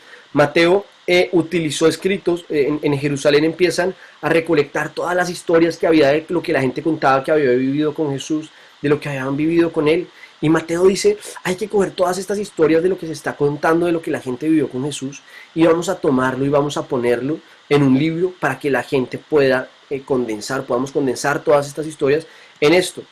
Se cree que lo escribe Mateo en la Antioquía siriaca, en la Antioquía cuando todavía estaba o tenía influencia de los sirios, ¿cierto? A principios de la década de los 70. Estamos hablando entonces que años 70 después de Cristo ya vamos a tener este Evangelio de Mateo, 70 años después. Para algunos de repente de ustedes pueda sonar ahorita, uy, dejaron pasar muchos años para hacerlo, pero vamos a ver ahorita que no fueron muchos años, que fue más bien muy rápido la velocidad con la cual se consolidaron los evangelios y empezaron a recoger estos libros. Y este libro de Mateo, hay algo que es hermoso en la historia de la Biblia, y es cómo se transmitieron los evangelios, por ejemplo. ¿Qué hacían? Por ejemplo, entonces Mateo coge y nos regala el evangelio de Mateo, y lo que él hace es coger este texto. Acuérdense que pues estos textos no teníamos impresoras, no teníamos la capacidad de poder tener libros de manera industrial, sino que era una obra de arte, era hecho a mano y con materiales muy limitados, con capacidades muy limitadas. No todos sabían escribir, no todos sabían leer. Mateo era un recaudador de impuestos, por lo tanto, pues se cree que era una persona que tenía la capacidad de ser pues como un contador, que llevaba cuentas y que podía fiscalizar y que muy probablemente sabía pues leer y escribir. Entonces vamos a ver que Mateo nos regala este evangelio, y lo que se hacía en ese tiempo era básicamente que se escribía el libro de Mateo. Mateo escribía su libro e inmediatamente hacía otra copia, y esa copia, la primera copia la cogía, se la entregaba a alguien y le decía, vaya a la ciudad que está a 300 kilómetros y entrégueles este libro que recoge las historias de lo que yo viví con Jesús, y que ellos empiecen a estudiar con base en estas historias lo que Jesús nos quería enseñar. Ya no tengo que ir yo a predicarles, sino que les mando las enseñanzas que me dejó Jesús, pero con la condición de que ellos tienen que inmediatamente transcribir ese texto para que no lo pierdan, para no perderlo, y hacer otra transcripción para llevarlo a la siguiente ciudad. Y de esta manera empezamos a tener una invasión de evangelio, de palabra por todas partes, en los cuales las personas recibían el evangelio, recibían la historia contada por Mateo y la transcribían para llevársela a la iglesia que estaba más adelante, y quien la recibía tenía el compromiso de recibirla con la obligación de dársela a otro. Qué hermoso sería que nosotros hoy en día viviéramos de esta manera, ¿no? Y que el evangelio que hemos recibido de Cristo en nuestras vidas nos comprometiéramos, tan pronto lo recibimos, a llevarlo a la ciudad más cercana, a mi vecino, a quien está cerca mío, ¿no? Entonces, bueno, esto un poco como reflexión y como una aplicación un poco virtual de lo que, práctica y vivencial de lo que hemos podido aprender o estudiar hoy. Vamos a ver entonces Lucas, el evangelio de Lucas. Lucas fue una persona sumamente culta, fue una persona que dominaba el griego koiné, que el griego koiné era, dentro del griego había distintos, de alguna manera, dialectos o distintas maneras de utilizarlo, ¿cierto? Y el griego koiné era el texto de los comerciantes, el idioma o el griego que utilizaban los comerciantes, que utilizaban para estudiar, que se utilizaba dentro de las autoridades y dentro de las personas que hacían parte de alguna manera de la alta sociedad. Y Lucas sabía o escribe este evangelio en griego koiné. Lucas tampoco fue discípulo de Jesús o no caminó con Jesús, pero Lucas fue discípulo de Pablo y fue médico de profesión. Acá encontramos algo importantísimo, y es preguntarnos, si Lucas no caminó con Jesús, ¿cierto? Y Lucas fue discípulo de Pablo, y Pablo tampoco caminó con Jesús, porque Pablo, ya hablamos hace un momentito, en Hechos de los Apóstoles se nos narra cómo él toma una decisión de seguir a Jesús o hacerse cristiano, con posterioridad a la muerte y resurrección de Cristo y sin haber caminado con él. Nos preguntamos, ¿cómo Lucas llega a esto? Bueno, pues Lucas era una persona sumamente culta, a quien de alguna manera se le encarga la misión de decir, queremos que recojas las historias que se cuentan sobre Jesús. Y miren lo que nos dice Lucas capítulo 1, versículo 1 al 4. Dice, muchos, y esta es la manera en que entra Lucas, en que nos va a hablar Lucas. Lucas nos dice, muchos han intentado hacer un relato de las cosas que se han cumplido entre nosotros, tal y como nos la transmitieron los que desde el principio fueron testigos presenciales y servidores de la palabra. Por lo tanto, yo también, excelentísimo Teófilo, habiendo investigado todo esto con esmero de su origen, he decidido escribírtelo ordenadamente. ¿Qué hace Lucas? Lucas dice, nos está diciendo acá, muchos han intentado hacer un relato de las cosas que se han cumplido entre nosotros. Lucas nos está diciendo, hay mucha gente que está intentando contar lo que estamos viviendo y lo que está pasando. Y contar transmitir y contar tal y como pasaron las cosas y como nos las han contado, quienes fueron en el principio fueron los testigos presenciales y servidores de la palabra, servidores de Jesús, que estuvieron con Jesús. Entonces lo que él dice es, quiero tomar esos testimonios de quienes compartieron y vivieron con Jesús directamente, que fueron sus discípulos, y por lo tanto, después dice, versículo 3, por lo tanto yo también, excelentísimo Teófilo. La palabra Teófilo la debemos dividir en dos partes, Teo, Dios, Filo, amigo. Lo que aquí Lucas nos está escribiendo a ti y a mí. Lucas escribe este texto para que nos llegara a ti y a mí. Cuando dice excelentísimo Teófilo, está diciendo excelentísimo amigo de Dios. ¿Quién quiere hacerse amigo de Dios? Me he tomado el trabajo, yo que todavía convivo con personas que fueron testigos reales y presenciales de lo que vivieron con Cristo, me he tomado la tarea de investigarlo todo, de entenderlo todo y de escribirlo ordenadamente. He decidido escribírtelo ordenadamente para que llegues a tener plena seguridad de lo que te enseñaron, de lo que te están enseñando. Qué hermosa introducción nos regala Lucas acá. Muchas veces leemos estas introducciones de los evangelios o de los textos de la Biblia y pasamos por alto el valor de lo que el autor nos está queriendo transmitir, y creo que es hermoso como Lucas nos está transmitiendo acá una intención de decirnos, yo que soy una persona pues que soy culta, que he estudiado el griego koiné, que soy discípulo de Pablo, que soy médico. En ese tiempo ser médico era ser una persona sumamente inteligente o estudiada o capacitada para investigar, para conocer, ¿vale? Toma la decisión de decir, voy a escribir un libro para que todo aquel que quiera ser amigo de Dios pueda entender los relatos de lo que nos han contado a nosotros los testigos directos que vivieron con Jesús. Y vamos a ver que lo escribe en Roma. Se cree que Lucas escribe este texto en Roma a principios de la década de los 70. Vemos entonces a Lucas en Roma, el centro del mundo en ese momento. Lucas vivía en ese punto, en el centro del mundo. Era una persona importante, una persona capacitada, y toma la decisión de escribirlo. También de nuevo vemos acá a principios de la década de los 70. Y con respecto al Evangelio de Juan, vamos a ver que el Evangelio de Juan se cree que lo escribe Juan, el discípulo amado de Jesucristo. Es un libro hermoso, es un libro que tal vez creo, si no estoy mal, el primer libro de la Biblia que yo me leí fue es primero de Samuel, pero que me lo leí completo. Pero el primer libro del Nuevo Testamento que me leí yo fue el Evangelio de Juan. Y creo que es un libro hermoso, de principio a fin, tiene una profundidad enorme. Y el Evangelio de Juan tiene un propósito principal, y es revelarnos cómo las profecías se cumplen en Jesús. Juan, que fue el discípulo amado de Jesús, y me encanta como Juan dice, porque si ustedes se fijan, en la Biblia no encontramos que nadie más y en ninguna otra parte se haga referencia a Juan como el discípulo amado de Jesús. Es Juan quien se presenta a sí mismo como el discípulo amado. Juan dice es que Jesús me ama tanto que yo soy el discípulo amado. Lo amo tanto y él me amó tanto que yo soy su discípulo amado. Y a mí me encanta eso porque yo le digo a Dios, Dios, si Juan se atrevió a decir que él era tu discípulo amado, yo también puedo atreverme a decirte, Jesús, yo soy tu discípulo amado. Tú me amas tanto y que tanto, tanto, tanto, tanto, tanto, Jesús, que a veces digo, Dios, ¿cómo me puedes amar tanto, no? Y entonces este libro es hermoso, es un libro que nos va a transmitir el amor de Juan hacia Jesús y el amor de Jesús hacia todos nosotros y adicionalmente va a tener el propósito de mostrarnos con las profecías cómo se cumplieron estas en Jesús. Como les decía hace un momento, uno de los principales argumentos que utilizan los ateos o las personas que quieren cuestionar la idoneidad de la palabra de Dios y en especial de los evangelios, nos van a decir que sin el evangelio de Juan no podríamos soportar que Jesús es el Hijo de Dios. El evangelio de Juan nos da un sustento y un soporte profundo para argumentar que Jesús es el Hijo de Dios.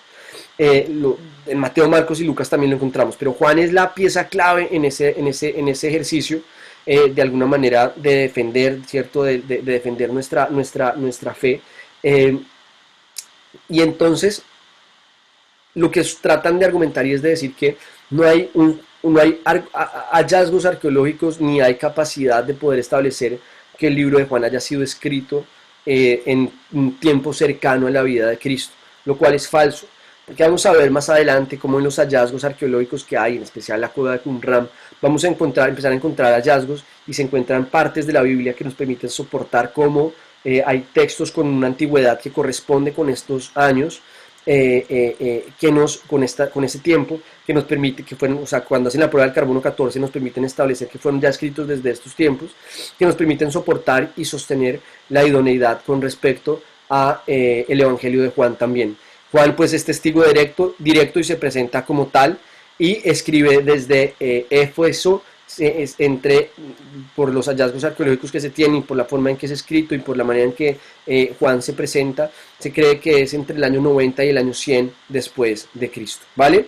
Entonces, con base en esto, es vital y es importante que veamos entonces estos 4 evangelios y quisiera que pudiéramos todos profundizar en ello. Bueno, yo por hoy quisiera terminar acá, si ustedes me lo permiten, porque vamos a entrar ya la próxima clase a estudiar todos esos hallazgos arqueológicos. Vamos a empezar a estudiar los hallazgos de la cueva de Qumran, cómo se estableció ese canon, cómo se da esta discusión, ¿cierto?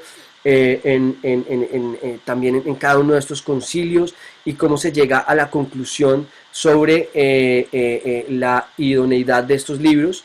Y vamos a ver y vamos a profundizar ya en los hallazgos arqueológicos, ¿vale? El papiro Raylands, el papiro Chester, los hallazgos de Qumran, etcétera, para poder llenarnos también pues de argumentos científicos con respecto a la idoneidad de los textos de los evangelios, ¿vale?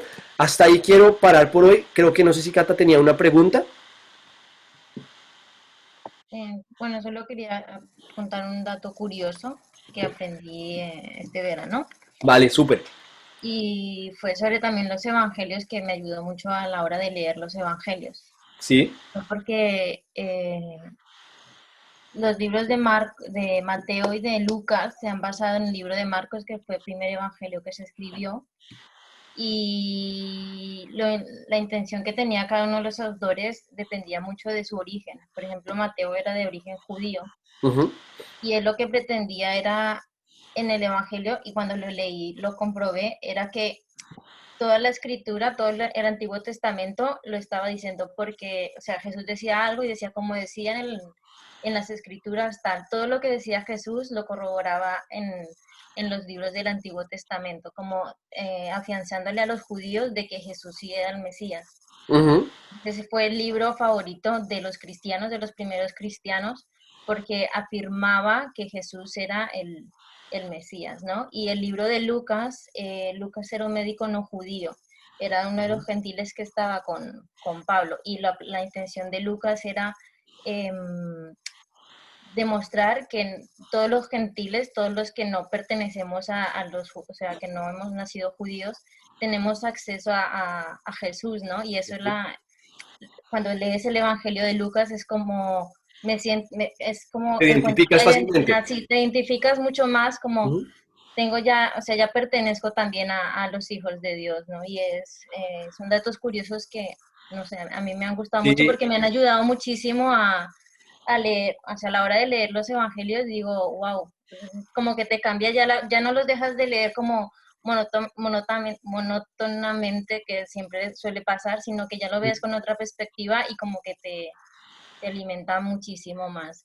Y eso. de acuerdo, me encanta, Cata, gracias por tu aporte.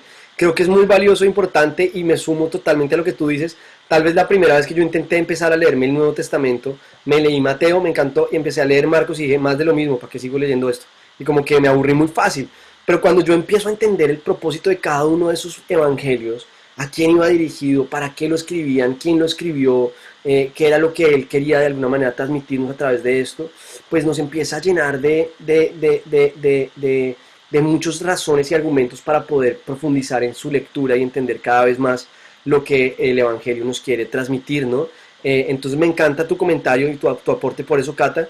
De hecho, vamos a hacer algo y es que tu comentario me parece tan valioso que estás eximida del primer examen de esta clase, ¿vale? Porque me parece muy buen aporte y muy valioso. Bueno, entonces me encanta y creo que el reto con estos chicos es, si ustedes han hecho parte de bueno, todos los tiempos de oración a las 6:30 de la mañana, pues ya se leyeron Mateo, Marcos, Lucas y Juan y vamos en Hechos. Si no lo han hecho, los animo a que se lean los evangelios, a que estudien los evangelios, entendiendo cada uno de ellos qué es lo que quiere transmitirnos y qué es lo que Jesús nos enseña a través de cada uno de ellos. Vemos, por ejemplo, a mí me encanta, por ejemplo, una de las cosas también como que me gusta, que me parece muy divertido ver, por ejemplo, en Juan y me río a veces, es dándome cuenta cómo Juan le da palo a Pedro, cómo Juan se nota que quiere a Pedro y Pedro es súper protagonista también en el Evangelio de Juan, pero Juan nos da detalles que uno dice, Juan, ¿para qué nos da ese detalle? ¿No? Por ejemplo, nos cuenta que en el momento en que se enteran Juan y Pedro de la resurrección de Jesús, salen corriendo Juan y Pedro a la tumba para encontrar a ver qué es lo que pasa y dice, y el primero en llegar fui yo, después llegó Pedro. Entonces me encanta porque es como que yo me imagino a Pedro leyéndolo diciendo como es que Juan sí dándome palo todo el rato y quedando él, ¿no? Y cuando Jesús los llama también a decirles, cuando llama a Pedro, ¿cierto? A restituirlo, y que empieza a decirles, pues bueno, todo lo que me da Pedro, me amas, bueno, le da todas estas respuestas y después Pedro mira a Juan y le dice, ¿y este qué? Y Jesús, ¿y este qué? Y Jesús le pega una vaciada a Pedro otra vez y le dice como, si este quiere estar acá, puede estar, o sea, no sea peleón. Por ejemplo, esos datos me encantan como darme cuenta que quienes lo escriben fueron seres humanos, que fueron inspirados por Dios, que tuvieron el privilegio de vivir con Jesús o de vivir o recibir de primera mano de los testigos que vivieron con Jesús su historia y que son seres humanos que nos transmiten unas emociones también a través de ese texto y que me permiten identificarme también imagínense que usted tuviera que escribir hoy un libro sobre su experiencia con Jesús. ¿Qué contaría en ese libro? ¿Qué pondría usted en ese libro? Y qué hermoso sería. Y ver la belleza de esos textos creo que es súper importante en nuestro proceso de enamorarnos de Dios. La prédica que les voy a compartir el domingo, que la grabé justo hoy, les voy a dar caña duro. Bueno, el primero en darse caña soy yo, porque cada vez que tiro la caña, pues normalmente me cae a mí. Pero justamente lo que les decía es, dudamos de la fidelidad de Dios porque no hemos entendido su amor. Dudamos de la fidelidad de Dios porque no hemos entendido su amor. Y cuando leemos los evangelios nos damos cuenta que están llenos de amor, llenos del amor de Jesús hacia nosotros y de sus discípulos hacia Él, y de cómo lo amaban a Él y cómo narran su vida con una pasión y con un entusiasmo que creo que a veces nos falta a nosotros, ¿no? Entonces, esto es un poco lo que les quería compartir hoy. Eh, y bueno, espero que haya sido de ayuda y de bendición para sus vidas y que les sirva de edificación y para seguir entendiendo cómo estudiar y entender la Biblia, ¿vale? Dentro de 8 días vamos a meternos mucho en el tema histórico, vamos a profundizar mucho en todo el tema arqueológico que nos permite soportar la idoneidad de los textos del Nuevo Testamento, ¿cierto? Vamos a hablar un poquito de las cuevas de Qumran, de todos estos arqueólogos que estaban pues bajo la carrera de tratar de encontrar textos sagrados. Bueno, vamos a hacer como un poquito de Indiana Jones dentro de 8 días, tratando de buscar y entender encontrar todos esos textos sagrados, ¿vale? Cómo se soportan y se sostienen. Entonces, esto era un poco lo que les quería compartir hoy. Me gustaría cerrar por hoy orando y me gustaría invitarlo a alguno de ustedes a que orara para terminar. No sé quién se anima, quién me echa una mano y se anima orando y dándole gracias a Dios por este tiempo.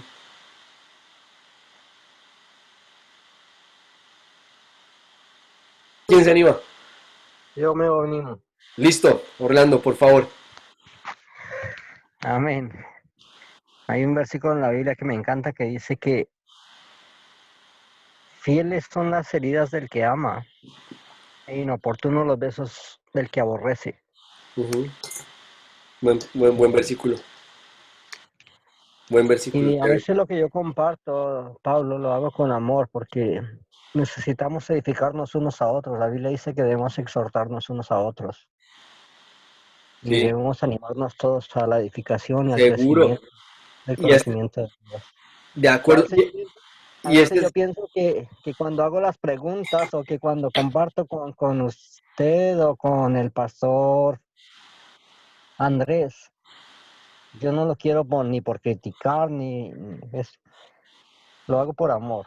sí, sí, lo sabemos y creo que de eso se trata la iglesia, ¿no? De poder compartir todos lo que vamos viviendo en nuestro proceso con Dios, ¿no?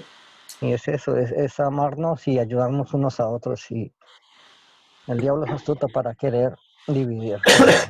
Así que Jesús está aquí en medio de nosotros para edificarnos y para ayudarnos a crecer en el conocimiento suyo. Correcto. Oremos. Vale, por favor, Orlando, gracias. Padre, gracias te damos, Señor de los cielos, por tu amor para con nosotros. Yo te agradezco, Dios mío, por tu palabra. Y también te agradezco por los siervos que tú usas para nuestra edificación. Gracias por lo que tú estás haciendo en nuestras vidas. Yo te pido por cada uno de mis hermanos que en este momento está reunido, los que estamos estudiando tu palabra, porque queremos crecer en el conocimiento tuyo. Ayúdanos a entender tu palabra. Ayúdanos a entender tu propósito y que cada día podamos ser edificados para conocerte mejor, Señor Jesús, y que nuestras vidas cada día sean más gratas delante de tus ojos. Perdona, Señor, todos nuestros pecados, todas nuestras faltas, nuestros momentos de debilidad, y ayúdanos a crecer en la gracia y el anhelo de nuestro corazón, que cada día podamos ser llenos de tu Santo Espíritu. Bendice, Señor, este tiempo. Bendice a cada uno de mis hermanos que están aquí reunidos. Bendice al pastor, bendice a sus familias. Y te agradecemos por la edificación. En el nombre precioso de Jesucristo, tu Hijo amado. Amén. Amén, amén. Muchas gracias, Orlando. Chicos, Dios los bendiga. Qué rico verlos y poder estar compartiendo este tiempo juntos, así sea virtual. Y bueno, sigamos perseverando y creciendo en todo este ejercicio que estamos haciendo. Bueno, un abrazo muy grande. Que vaya muy bien, chicos. Dios te bendiga. Adiós. Gracias. Chao. Gracias. Luego. Gracias. Chao. Gracias. Adiós. Bendiciones. Adiós. Hasta luego, Pablo, que te mejores. Chao, Paula. Gracias. Oye, Pablo, Sí, sí. que si puedes, mézclate unas 3 cucharadas de miel con zumo de limón, Sí, 2 limones. sí, lo he estado haciendo. Me ayuda harto. Lo he estado haciendo y me ayuda un montón. Y agua de panela con jengibre también me ha ayudado harto. Sí, pero toma mucha miel con limón, es buenísima. Ok, buenísimo. Te quiero Buenísimo. mucho, Pablo, te estimo mucho y eres un gran hermano y eres un gran siervo de Dios. Yo a ti, Orlandito, yo a ti, un abrazo muy grande. Sabes Cada que te día estoy amamos. orando por ti, por tu esposa, por tus hijos, por tu padre, por su familia, que son una bendición para toda la iglesia. Gracias, gracias, tan bonito, Orlando. Muchas gracias, nosotros por ti Dios también. los continúe bendiciendo. Gracias. Un Amén. abrazo muy grande. Creo, Saludos. y un abrazo, sí. Creo que alguien me quería decir algo, perdón.